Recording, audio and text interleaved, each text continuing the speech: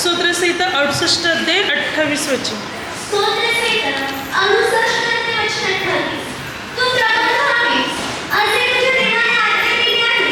हे देवा, तू आमच्यासाठी जी केली आहेस ते दूर कर. Hallelujah, hallelujah, hallelujah.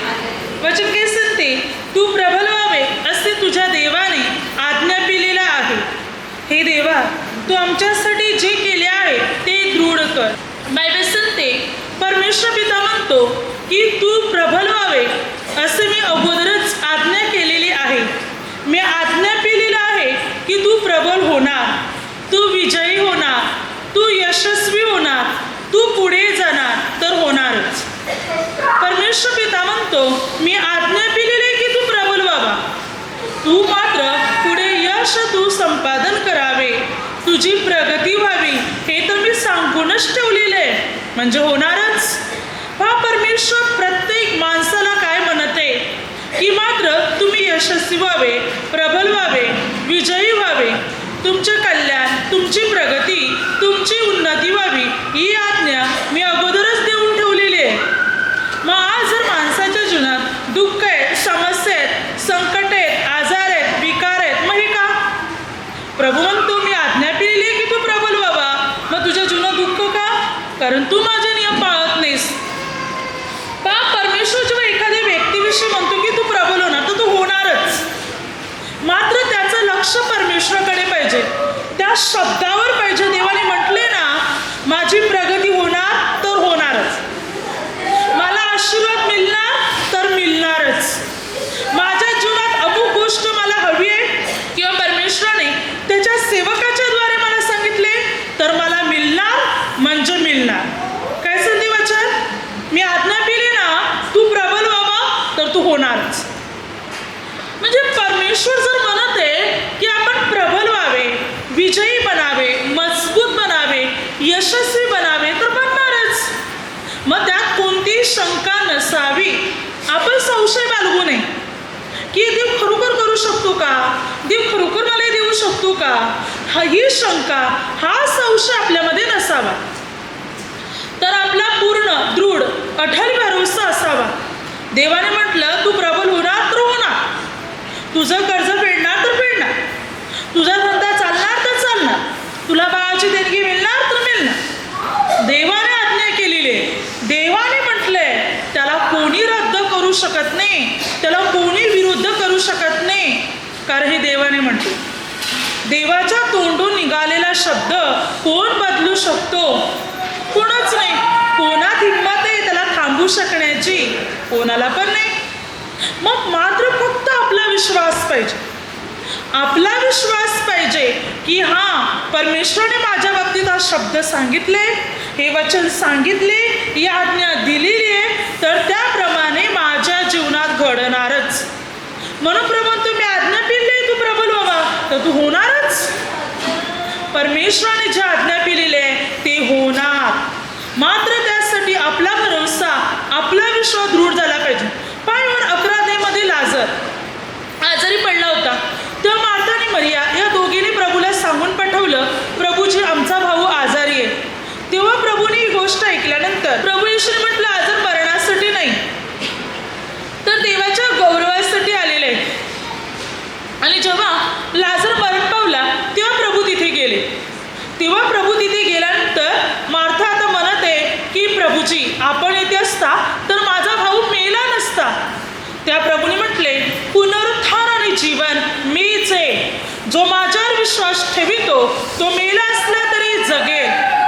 काय सांगितलं प्रभूने? योहान 11:25 की पुनरुत्थान जीवन मीच आहे, माझ्यावर विश्वास ठेवतो तो मेला असला तरी जगेल. तर तिने म्हटलं, होय प्रभूजी, तो पुनरुत्थानाच्या वेळी तो उठेल, हे मला पक्की माहिती आहे. पण प्रभू तिला म्हणत आहे, तू आत्ताच उठेल. पण तिच्या ते डोक्यात जात नव्हते. मग मरियाही आली प्रभूकडे आणि मरिया पण म्हणते की प्रभूजी, आपण इथे असता तर माझा भाऊ मेला नसता. आणि मग प्रभू कबरेजवळ गेले. कबरेजवळ गेल्यानंतर प्रभूने म्हटलं, धूळ काढा. परंतु मार्था काय म्हणत आहे? प्रभूजी, आता त्याला दुर्गंधी येत असणार. तर प्रभूने काय म्हटलं? 40 वचनात, योहान 11:40, प्रभूने म्हटलं, जर तू विश्वास ठेवशील ठरवशील तर देवाची गौरव पाशील असे मी तुला सांगितले नव्हते का? मी तुला काय सांगितलं होतं? तुझा भाऊ उठेल, तुझा भाऊ जिवंत होईल, लाजर मरणातून उठेल. सांगितलं होतं की नाही तुला मी? बघा प्रभू काय म्हणत आहे. हालेलुया. मी तुला सांगितलं होतं ना की तो उठेल असा. पण मरेला आहे मार्तीला काय वाटलं की तो पुनरुत्थानाच्या वेळी उठेल, म्हणजे आता नाही. बघा अनेक वेळेला प्रभू आपल्याला काय सांगतो ना ते आपल्या डोक्यात जाते, म्हणजे आपल्याला समजत नाही, कारण आपण समजूनच घेण्याचा प्रयत्न करत नाही किंवा आपलं लक्षच आपण देवाकडे नीट लावत नाही. प्रभू तिला हे शिकवत होता की तू आता उठेल, पण ती पुढचाच विचार करत होती, आताचा नाही. आता प्रभूने म्हटलं धुवून काढा, पण ती म्हणत आहे की प्रभूच्या तर दुर्गंधी येत असेल, म्हणजे शरीर सडलं असणार, कुजलं असणार, कारण त्याला मरून 4 दिवस 96 तास लोटलेले आहेत. प्रभूने काय म्हटलं, मी तुला सांगितलं होतं ना की तू उठेल, सांगितले ना मग तो उठणारच. तेव्हा मात्र प्रभूने आपल्या पित्याचे आभार मानले आणि लाजराला म्हटलं बाहेर ये. तेव्हा तो मेलेला लाजर, प्रेतवस्त्राने गुलांडलेला, तोंड रुमालाने वेष्टिलेला असा जिवंत बनून बाहेर आला. प्रभूने म्हटलं मी सांगितलं होतं ना की तू उठेल, आणि सांगितल्याप्रमाणे तो खरोखर उठला, खरोखर जिवंत झाला. जो मरण पावला होता, ज्याचं शरीर सडलं असणार, कुजलं असणार, ज्याला मरून 4 दिवस लोटले होते, प्रभूने सांगितलं होतं की तो उठेल आणि खरोखर उठला, खरोखर जिवंत झाला. आज प्रभू ते सर तुम्ही सांगतो ना, मी आज्ञा दिले ना, मी ठरवले ना, तुम्ही आशीर्वादित व्हाल, तुम्ही प्रबल व्हाल, तुमची प्रगती होईल तर होणारच. तुम्ही विश्वास ठेवा, माझ्या तोंडून निघाले शब्द तुमच्या अनुग्रहाचा, तुमच्या आशीर्वादाचा. पण काय तुमचा विश्वास आहे का? तुम्ही विश्वास ठेवतील तर गौरव पातील, तुम्ही विश्वास ठेवतील तर चमत्कार घडताना पाहतील, तुम्ही विश्वास ठेवतील तर तुमच्या जीवनातले आजार निघून जातील. कारण मी सांगितले, मी बोललेलो आहे, मी ठरवलेलं आहे, मी आज्ञा दिलेलं आहे की तुमच्या जीवनात घडावं तर घडणारच. पण त्यासाठी आपला विश्वास पाहिजे. प्रभूने आपल्याला सांगितले ना किंवा प्रभूने आपल्या त्याच्या सेवकांच्याद्वारे, ब्रदरांच्याद्वारे काही गोष्टी आपल्याला सांगितल्यात, मार्गदर्शन केलं, तर होणार तसंच. मात्र विश्वास ठेवा. हा शब्द प्रभूचा शब्द आहे, हा जिवंत शब्द आहे, जो आपल्यासाठी सांगितलेला आहे, जो आपल्यासाठी आज्ञा दिलेला आहे, आपल्यासाठी ठरविलेला पण आहे. तर तशा प्रकारे आपल्या जीवनात घडणारच. मग मात्र आपण आपला विश्वास दृढ केला पाहिजे, आपण आपला विश्वास मजबूत बनवला पाहिजे, तरच तशी गोष्ट परमेश्वर आपल्या जीवनात करणार. पुढे 2 इतिहास 25 अध्याय. अमास्या, यहुदाचा राजा होता अमास्या. अमास्याला मात्र अदोमावर चढाई करून जायचं होतं, म्हणून त्याने इस्रायलाच्या काही वंशजांना खरेदी करून घेतलं. म्हणजे काही लोकांना, इस्रायलातल्या काही वंशजातल्या लोकांना त्याने खरेदी केले आणि त्यांना 100 किंकार चांदी दिली.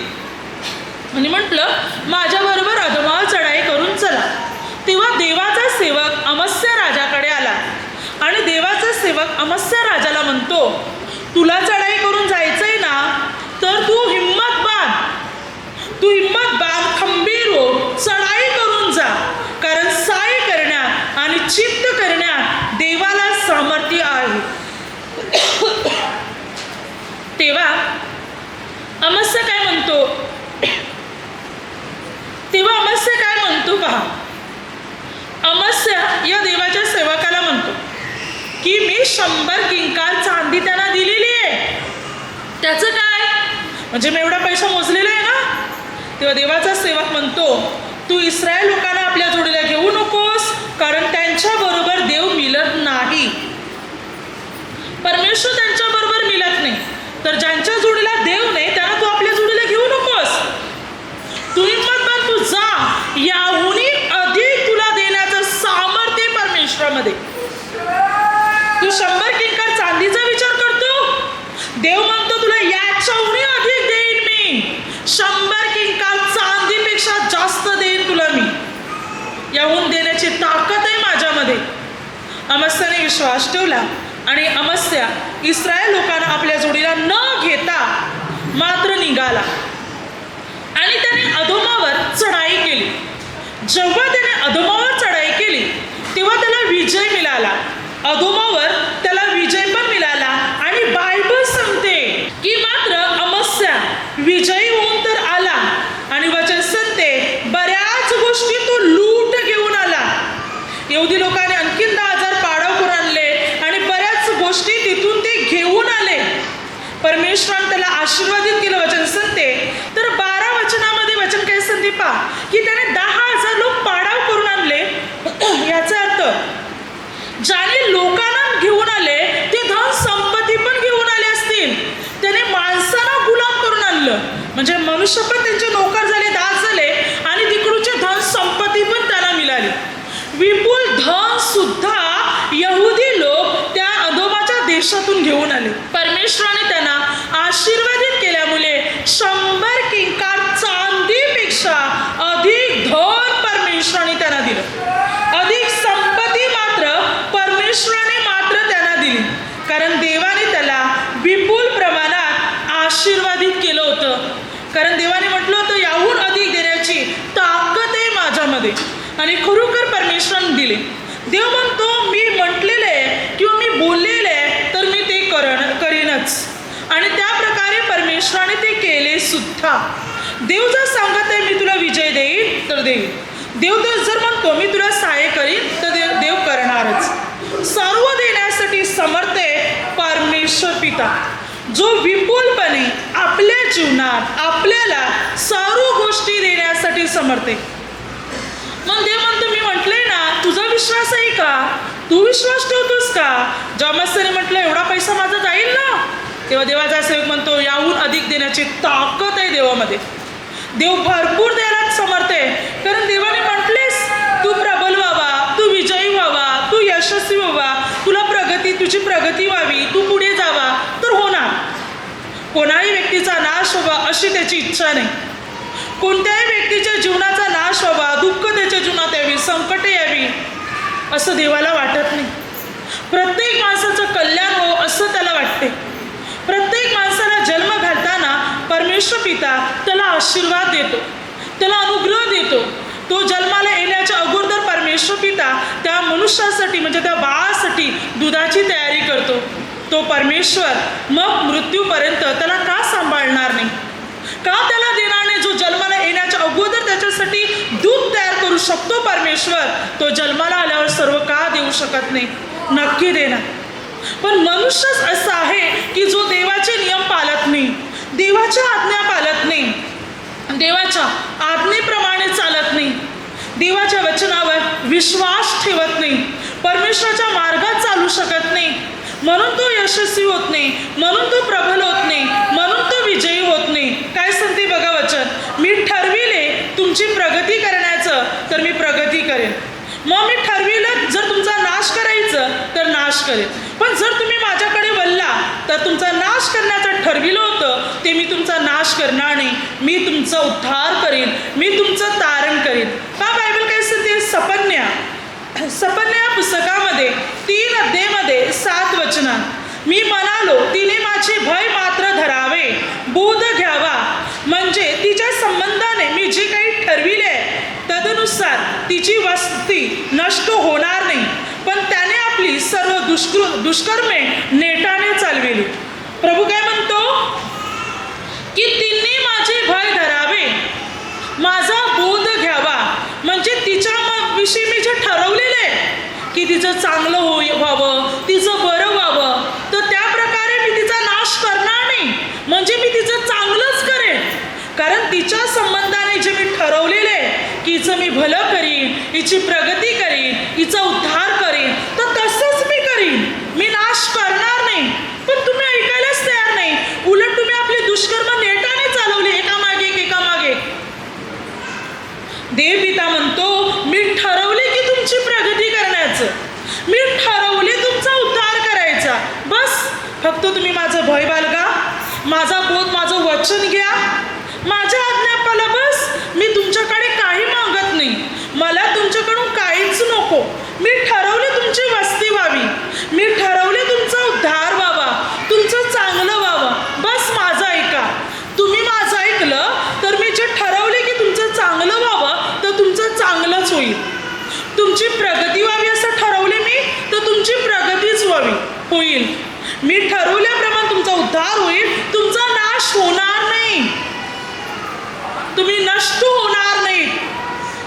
चांगलंच होईल, कारण मी तुमच्या बाबतीत चांगलंच ठरवले. जसं आई वडील आपल्या मुलाबाबतीत नेहमी चांगलं योजितात, चांगलं ठरवतात. अगदी बाल लहान आहे पण अनेक वर्षाचा विचार आई वडील करून ठेवतात. माझी मुलं लहानाची अशी मोठी होतील, मी त्यांच्यासाठी हे आणेन ते आणेन, या शाळेत टाकेन त्या कॉलेजमध्ये टाकेन, हे बनवेन ते बनवेन, काय काय काय काय योजना. या योजनेमध्ये नेहमी मुलाचं चांगलं व्हावं असं आई वडील योजितात. आपला बाप स्वर्गीय बापही तेच योजितो. आपल्या स्वर्गीय बापाने पण तेच म्हटलेले आहे, तुमचं भलं व्हावं, उद्धार व्हावा, तुम्ही पुढे जावे, तुम्ही प्रगती प्राप्त करावी, तुम्ही यशापर्यंत पोचावे, हेच तर देवाने ठरवलेले आहे. जसं आई वडील आपल्या मुलाबाळासाठी सर्व चांगलं ठरवतात, सर्व चांगलं चालत असते, पण मुलाबाळा एकाचं बंद करतात, पापाकडे, जगाकडे, वाईटाकडे, नशेकडे, वाईट संगतीकडे वळतात, तेव्हा नुकसानात सापडतात. तसंच आपलं जीवन आहे. देवाने आपल्या बाबतीत चांगलं ठरवले, पण आपण देवाचं ऐकायला तयार नसतो. आपण पापाकडे, आपण वाईटाकडे वळतो आणि मग सर्व संकटे आपल्या जीवनात येतात. कोणाचा नाश व्हावा, कोणाचं वाईट व्हावं, कोणाचं नुकसान व्हावं असं देवाला मुलीच वाटत नाही. देव म्हणतो, मी आज्ञा केली तू प्रबल व्हावा, तुझं चांगलं व्हावं, तुझी प्रगती व्हावी, तू पुढे जावा, तू यशस्वी व्हावा, हेच तर मी आज्ञा केलेलं आहे. प्रभू म्हणतो, हेच तर मी सांगितलेलं आहे, तुझं बरं व्हावं. हालेलुया. म्हणजे देवाची योजना आहे की आपल्या प्रत्येकांचं बरं व्हावं, आपण निरोगी शांतीदायक जीवन जगावे. मात्र एवढंच आहे की देवाचं भय बाळगा, देवावर विश्वास ठेवा, देवाचं वचन आत्मसात करा, मग त्याप्रमाणे आपल्या जीवनामध्ये घडलं जाणार. पुढे वचन काय सांगते पहा, स्तोत्रसंहितामध्ये 71 अध्याय 3, मला नेहमी थारा मिळावा म्हणून माझ्यासाठी निवासाचा खडक हो, माझे संरक्षण करण्याचे तू ठरविले आहेस, कारण तू तर माझा गड व माझा दुर्ग आहेस. काय सांगते वचन? स्तोत्र ग्रंथ काय म्हणत आहे पहा, मला नेहमी थारा मिळावा म्हणून माझ्यासाठी निवासाचा खडक हो, माझे संरक्षण करण्याचे तू ठरविले आहे. काय सांगते? हे प्रभू, तू ठरवलेलेच आहे माझं संरक्षण करण्याचं, म्हणून तू माझा गड व माझा दुर्ग. देवाने ठरवले, मी तुझं संरक्षण करेन म्हणजे करेन, मी तुला सांभाळेन म्हणजे सांभाळणारच, तुला मी पडू देणार नाही, तुझा नाश होऊ देणार नाही. मी ठरवले मी तुला वाचवीन, मी ठरवले मी तुझं संरक्षण करेन तर करणारच. परमेश्वर आज आपल्या बाबतीत ठरवत आहे, परमेश्वर पिता आपल्या बाबतीत निर्णय घेते, आज्ञा देते, सांगते की आपला उद्धार होणार म्हणजे होणार, त्याला कोणच बंद करू शकत नाही. म्हणून देव पिता म्हणतो, मी ठरवले ना, मी निर्णय घेतलेले, तुझं बरं होणार म्हणजे होणारच, तुझं चांगलं होणार म्हणजे होणार. आणि आज मी ठरवलेले तुझं संरक्षण करण्याचं, तर नेहमी मी तुझं संरक्षण करीन, नेहमी मी तुझ्या बरोबर राहीन, नेहमी तुला मी सहाय्य करीन. म्हणून प्रभू म्हणतो, मी तुला टाकणार नाही, सोडणार नाही. अनुवाद 4 अध्याय 31. परमेश्वर पिता म्हणतो, मी दयालू परमेश्वर आहे, मी तुझा देव आहे, ना मी तुला सोडून जाणार, ना मी तुला टाकणार, ना मी तुला अंतर देणार, मी तुझ्या बरोबरच राहणार. प्रभू स्वतः म्हणतो, ना सोडणार, ना मी तुला टाकणार, मी तुझ्या बरोबरच राहणार. देवाने ठरवले आपल्या बरोबर राहण्याचं, देवाने ठरवले की आपल्याला सहाय्य करण्याचं, आपल्याला प्रबल बनवण्याचं, तर तसंच होणार. त्यानंतर वचन सांगते उत्पत्ती 1 अध्याय 28 वचना, परमेश्वर पित्याने आदाम हव्वा या पुरुष आणि स्त्री या दोघांना घडवल्यानंतर देवाने त्यांना आशीर्वाद दिला, फलद्रूप व्हा, बहुगुणित व्हा आणि पृथ्वी व्यापून टाका, ती सत्तेखाली आणा, सर्व प्राणी, पक्षी, जीवजंतू या सर्वांवर सत्ता चालवा. परमेश्वर पित्याने आदाम हव्वाला बनवल्यानंतर काय केलं, त्याने इतका आशीर्वाद दिला की मात्र हे सर्व तुमच्या सत्तेखाली असणार, फलद्रूप व्हा, बहुगुणित व्हा. काय सांगितलं प्रभूने? म्हटलं, मी तुम्हाला सांगतो, फलद्रूप व्हा, बहुगुणित व्हा, सर्वांवर सत्ता चालवा. आता देवाने आशीर्वाद दिला होता, फलद्रूप व्हा, बहुगुणित व्हा, वाढतच जा, वृद्धी पावतच जा. कोणाला? आदम आणि स्त्रीला. आणि ते फलद्रूप झाले, बहुगुणे झाले, वाढतच गेले. त्यांची संख्या, त्यांची पिढी, त्यांची संतती वाढत गेली. प्रभू म्हणतो, आज मी असा आशीर्वाद तुम्हाला देते की तुम्ही वाढतच जाणार, तुम्ही प्रबल होत जाणार, मजबूत बनत जाणार. मी आज्ञा दिली मग तुम्ही होणार. मात्र देवाचे नियम पाळले पाहिजे. मात्र आपण परमेश्वराच्या आज्ञा पाळल्या पाहिजे. प्रभूच्या वचनाप्रमाणे आपण चालले पाहिजे. जर देवाच्या वचनाप्रमाणे चालणार तर खरोखर आपली वाढ होणार. म्हणतो, मी ठरवले तुझा उद्धार होणार तर होणारच. मी ठरवले की तुला मी मदत करेन तर मी करणार मदत, तुला टाकून देणार नाही, मी तुला सहाय्य करेन.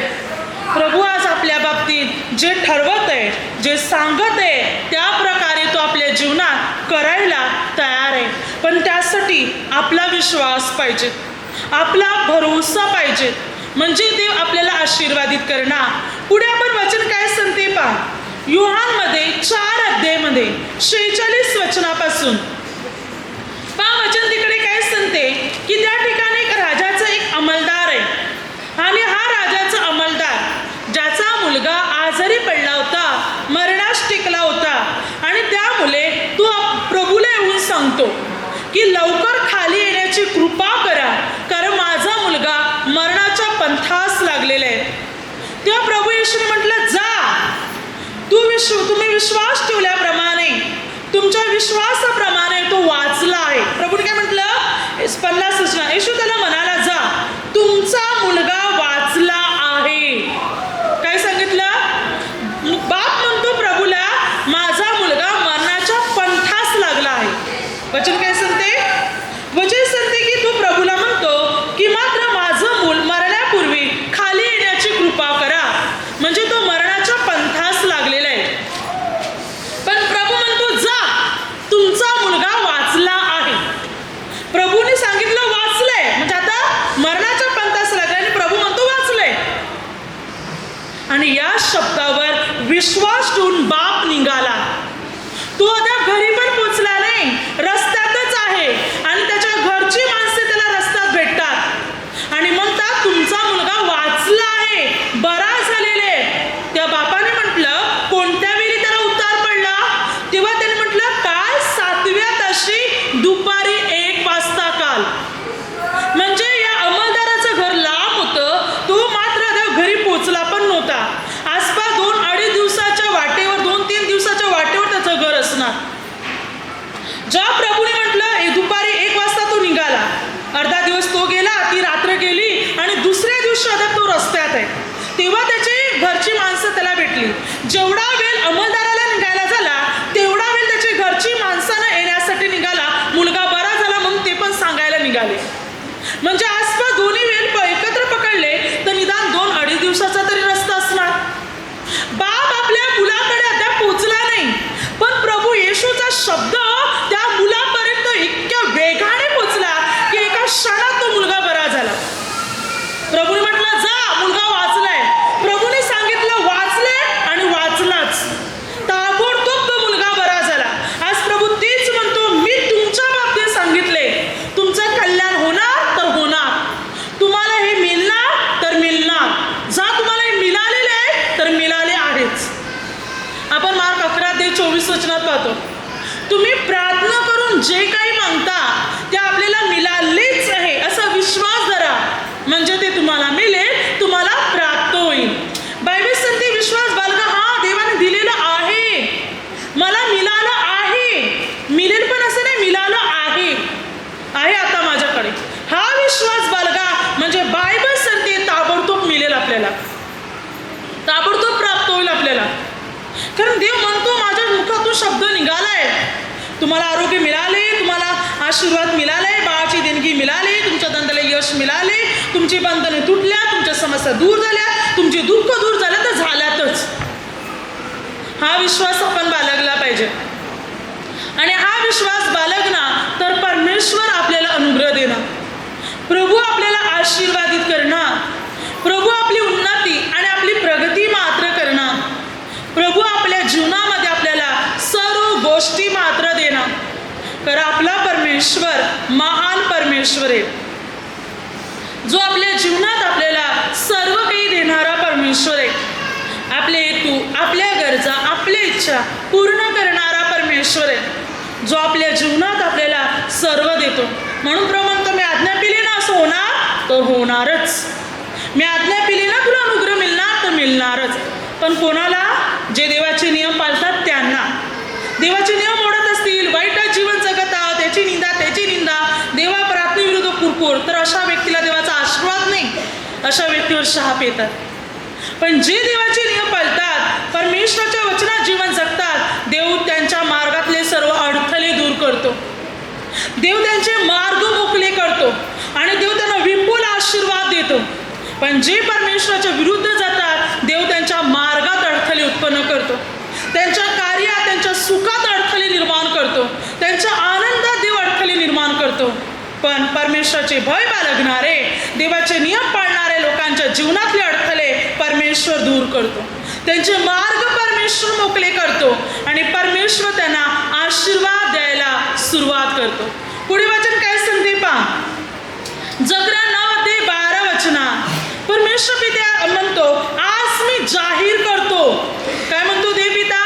आज मी जाहीर करतो की मी तुला दुप्पट प्रतिफल देईन. जाहीर करतो मी, सर्व लोकांपुढे मी घोषणा करत आहे, सर्वांना जाहीर करत आहे, सांगत आहे मी.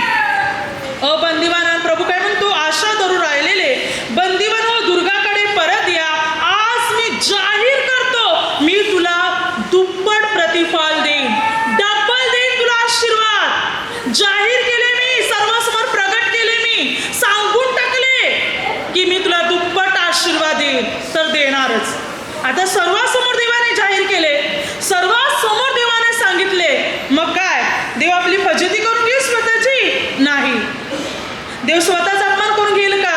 नाही. देव म्हणतो, मी जाहीर केले, डायरेक्ट सांगून टाकले, मी तुला दुप्पट प्रतिफल देईल, तर मग मिळणारच आपल्याला डबल प्रतिफल. देवाने सर्वापुढे जाहीर केलेले, गुपित पण नाही, सर्वापुढे जाहीर केले. मग याचा अर्थ आपल्याला दुप्पट प्रतिफल मिळणारच. आशा धरून राहिलेले, ज्याने आशा ठेवलेली आहे, ज्याने भरोसा ठेवलेला आहे, ज्याने देवावर विश्वास ठेवलेला आहे, त्यांच्या बाबतीत प्रभू म्हणतो, मी जाहीर केले, मी तुला दुप्पट प्रतिफल देईन, तर देव देणारच. देवाने जाहीर केलेले आहे, म्हणून आपण पूर्ण परमेश्वराच्या वचना, परमेश्वराच्या नियमा आणि प्रभूच्या आज्ञेत चालले पाहिजेत. जर खरोखर आपण प्रभूच्या वचनात चालणार, तर प्रभू आपल्याला अनुग्रह देणार, प्रभू आपल्याला आशीर्वादित करणार, प्रभू आपली बंधने तोडणार, आपल्या समस्यातून, आपल्या संकटातून आपल्याला प्रभू पूर्ण मुक्त करणार. कारण प्रभू म्हणतो, मी जाहीर केलेलं आहे, मी ठरवलेलं आहे, मी सांगितलेलं आहे, मी आज्ञा पिलेलं आहे, तुझा उद्धार व्हावा, तर होणार. मग काय देवाच्या शब्दावर आपला विश्वास आहे का? काय खरोखर आपण आपला विश्वास मजबूत केला आहे का? हा देवाने माझ्याविषयी सांगितले, माझा विश्वास आहे, हे आज आपण प्रत्येक जण मानायला तयार आहोत का? की देवाने माझ्याविषयी सांगितले की हा मी विजयी होणार, मी प्रबल होणार, मी आशीर्वादित होणार, माझ्या जीवनात मला जेव्हा ती मला मिळणार, माझ्या समस्या दूर होणार, संकटे दूर होणार, कर्ज फेडलं जाणार, धंदा व्यवस्थित चालणार, बाळाची देणगी मिळणार, नोकरी मिळणार, होणार म्हणजे होणारच. हा विश्वास बाळगा.